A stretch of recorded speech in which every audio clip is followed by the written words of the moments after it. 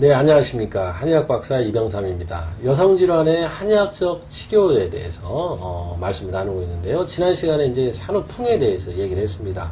그러면 이제 오늘은 산후조리에 대해서 한번 얘기를 하도록 하겠습니다. 즉 이제 산후에 너무나 우리가 물을 너무 자주 썼다, 찬 기운에 노출이 됐다, 이런 경우에 이제 산후풍이 많이 오게 되는데, 그렇기 때문에 그런 걸 예방하기 위해서 먼저 조심을 해야 되겠고, 그런 게 왔을 때는 우리가 또 한의학적인 그런 치료를 통해서 잘 극복을 하라, 그런 말씀을 드렸습니다. 그럼 우리가 산후조리는 어떻게 되는 것이냐? 산후조리의 가장 큰 대강, 큰 강령은 두 가지라고 볼 수 있습니다. 우리가 요약을 하면 새술은 새부대에 붙는다, 이런 얘기가 있죠. 그래서 우리가 자궁이 굉장히 많이 커져 있지 않습니까? 우리가 자궁이 출산할 때 되면은 가로 세로 높이 10배씩 해서 거의 1000배가량이 커진다고 합니다. 용적이. 근데 우리가 애를 낳고 나면 바로 자궁이 확 줄어들어서 배가 쑥 꺼지냐? 그렇지 않습니다.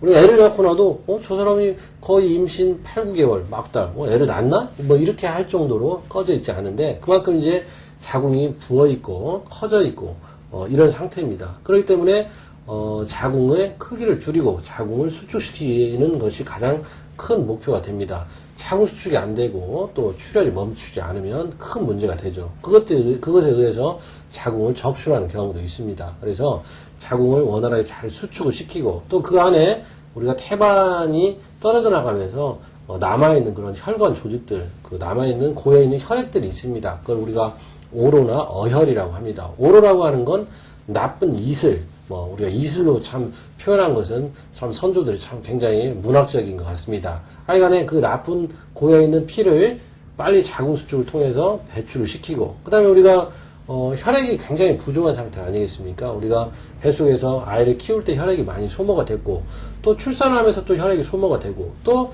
출산 후에 모유수를 통해서 또 혈액이 소모가 됩니다. 모유라고 하는 것도 따로 어떤 조직이 있어서 모유만 생산을 하는 게 아니고, 우리가 모세혈관이 유선으로 되고 결국은 혈액이 변해서 모유가 된다라고 하는 것입니다. 그렇기 때문에 우리가 혈액이 많이 소모됐기 때문에 혈액을 많이 보강하는 그러한 약을 써야 됩니다. 그 다음에 또 산후에는 어떻습니까? 몸이 많이 부어있고 체중이 많이 늘어있는 상황입니다. 그래서 우리가 산후조리를 할 때 비만에 대해서 꼭 우리가 생각을 해야 되는데, 비만에 대한 치료도 산후조리가 끝나는 시간을 100일로 보면 됩니다. 우리가 100일 잔치 하는 이유가 뭡니까? 100일이 되면 원래 몸 상태를 찾았다 하는 것입니다. 자궁도 원래대로 크기대로 수축을 돼 있고, 또 자궁의 경부가 닫히는까지 시간이 100일이 걸리는 것입니다. 그래서 그 100일을 축하하는 의미에서 100일 잔치를 하는 것이죠.